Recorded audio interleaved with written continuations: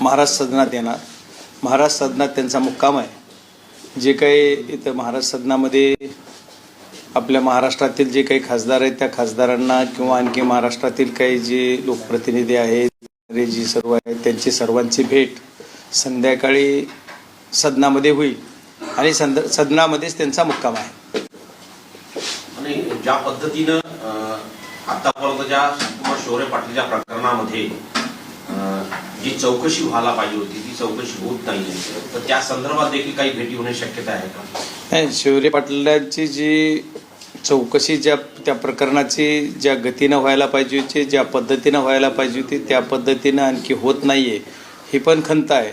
तरी ती होण्यासाठी दिल्लीच्या मुख्यमंत्र्यांना पण आमचे सर्व खासदार मंडळी भेटलेली आणि आणखी जर वेळ पडली तर देशाचे गृहमंत्री अमित भाई शाह यांची सुद्धा भेट घेणार आहे आणि जमलं तर उद्या आणि आज एखाद्या वेळेस भेट झाली तर ते पण बघणार आहे आणि त्याच्यानंतर त्या तपासाला गती येईल अशी अपेक्षा करू. हा मुद्दा उचलणार आहे का? कारण की केव्हापासून त्यांचं स्ट्रगल सुरू आहे. नाही, पार्लमेंटमध्ये असे कुठला मुद्दा असा एवढा उचलता येत नाहीये. त्याला प्रोसिजर आहे. त्या प्रोसिजर प्रमाणे मला संधी मिळाली तर मी 100% उचलणार. आज सर्वपक्षीय खासदार जरांगे पाटील यांना भेटण्याची शक्यता आहे. त्यावेळेस देखील हा मुद्दा चर्चेला जाईल का आणि सर्व खासदारांनी या संदर्भात सूचित केलं जाऊ शकतं का? हे बघा, आज ते येतातच याच्यासाठी की ते सांत्वनपर भेट ज्या शौर्य पाटलांची आत्महत्या ज्यांनी केली त्यांच्या कुटुंबियाला सांत्वनपर भेट देण्यासाठीच मनोजदादा येत आहेत. त्याच्यामुळे या गोष्टीवर चर्चा होणारच. चर्चा होण्याचा विषय नाहीये, पण याच्यावरची सूचना वगैरे असं मनोजदादा काही देतील असं मला माहीत नाही. आणखी त्यांच्या ह्याच्यातलं मी बोलू नाही शकत. पण आम्हाला सर्वांनाच वाटतं ना त्याचा तपास झाला पाहिजे. महाराष्ट्रातले आम्ही आहोत. महाराष्ट्रीयन आमच्या मुलाने त्याला एवढं हे केलेलं त्रास दिला, त्याच्यामुळे त्यानं टोकाचं पाऊल उचललं, त्याच्यामुळे त्याची सर्व चौकशी झाली पाहिजे आम्हाला सर्वांना वाटतंयच. याशिवाय कोणत्या राजकीय नेत्यांना वगैरे काय भेटीगाठी होणार आहे? नाही, असं तर मला काही सांगता नाही यायचं. पण आदरणीय दादा हे फक्त आणि फक्त सध्याचा जी त्यांचा ही आहे दौरा तो फक्त शौर्य पाटील यांच्या कुटुंबियाचं सांत्वनपर भेट एवढ्याच दृष्टीनं आहे आणि एवढाच एक बेस धरून ते दिल्लीत येत आहेत. पण आज महाराष्ट्रातलं मराठ्यांचं एक वैभव दिल्लीत येत आहेत. त्यांच्यासाठी आम्ही म्हणजे सर्वजण हजर राहणारच आहोत. म्हणजे मी तर स्वतः हजर असणार आहे. म्हणजे पूर्ण वेळ त्यांना रिसीव्ह करण्यापासून सोडेपर्यंत मी सोबत असणार. सर, याविषयी या दरम्यान काही जे आरक्षणासंदर्भातले वेगवेगळे प्रश्न आहेत तर त्याविषयी सुद्धा काही दिल्लीमध्ये चर्चा होईल किंवा खासदारांकडून विशेषतः जी घटना दुरुस्ती 50% मर्यादेसाठी आहे त्या संदर्भात नाही, त्याच्यासाठी वेगळा वेळ देतील, वेगळे येतील. पण आजचा त्यांचा एकमेव कार्यक्रम आहे तो म्हणजे शौर्य पाटील यांच्या कुटुंबाची भेट. त्याच्याशिवाय व्यतिरिक्त दुसरा अजेंडा त्यांचा नसावा असं मला वाटतं.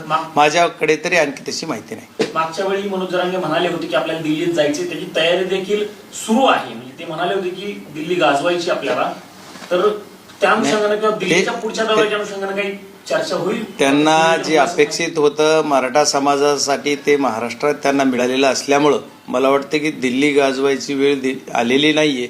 पण ती दिल्ली गाजवायला त्यांनी देश गाजवलाय, दिल्लीच नाही. त्याच्यामुळे त्यांनी देशात असं कुणी आंदोलन करू शकत नाही. एवढं मोठं आंदोलन त्यांनी उभं केलं आणि त्या आंदोलनाला त्यांनी यश प्राप्त करून मराठा समाजाला जे हवं होतं ते मिळवून देण्याचा प्रामाणिक प्रयत्न केलेला.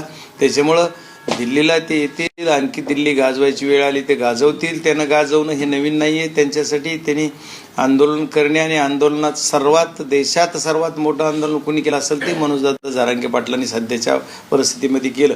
माझ्या जन्माच्या अगोदरचं मला नाही कळत किंवा मला राजकीय माझा जन्म झाला तेव्हापासून जे मी बघतोय एवढं मोठं आंदोलन कुठल्याही पक्षाच्या किंवा कुठल्या राजकीय नेत्यानं किंवा कोणी एखाद्या सामाजिक कार्यकर्त्याने केलं नाही असं मला वाटतं. माझ्या अनुभवात नाही किंवा माझ्या पाहण्यात नाही. एवढं मोठं आंदोलन मनोजदादा जरांगे पाटलांनी केलं. हा इतिहास तयार होणार आहे.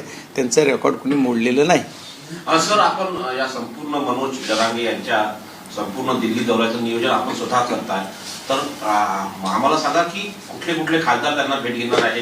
आपण कोणाला निमंत्रित केलं आहे का किंवा मोठे नेते कोणी असणार आहेत का? कारण नियोजक आपण नाही, मनोज दादा जरांगे पाटील यांचा सर्व दौऱ्याचं नियोजन करणारा नियोजक मी आहे असं म्हणतात हे मला वाटतं की संयुक्तिक नाहीये.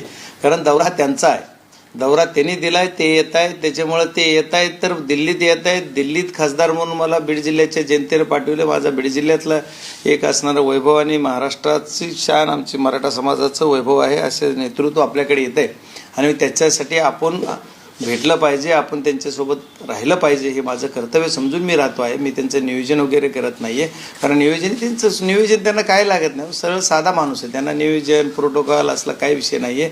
ते माणूस फक्त समाजासाठी झटणारा आहे, समाजासाठी लढणार आहे.